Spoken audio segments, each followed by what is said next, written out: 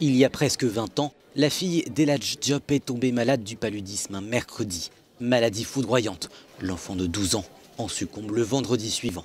2 jours qui ont changé la vie de cette famille sénégalaise pour toujours. Eladj travaillait comme photographe, il quitte tout pour combattre la maladie.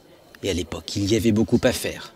J'ai changé ma souffrance en combat de vie. Mais c'était difficile au départ parce que les gens ne connaissaient pas cet esprit de lutter contre le vecteur, cet esprit d'utilisation de la moustiquaire. En ce moment-là, la moustiquaire était très chère. Les progrès les plus simples que j'ai réalisés avec la communauté, c'est le changement de comportement par les communautés. Qui dit changement de comportement dit bonne perception de la communication et de l'information. Des programmes de lutte contre le paludisme en Afrique subsaharienne, mais aussi en Asie du Sud-Est, en grande partie financés par le Fonds mondial. Depuis le début des années 2000, les taux de mortalité liés au paludisme ont diminué de près de 60%.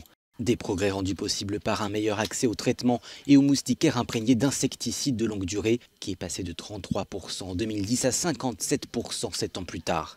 Mais une menace fait craindre un recul, en particulier en Asie du Sud-Est, la résistance au traitement à base d'artémisinine. Les parasites développent des résistances aux molécules antipaludiques et les moustiques craignent de moins en moins les insecticides.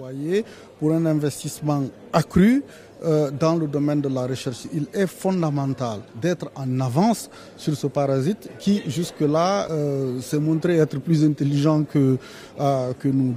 Les fonds sont donc nécessaires pour trouver la parade contre ces parasites qui causent la mort chaque année dans le monde de plus de 400 personnes. Les 2 tiers sont des enfants de moins de 5 ans.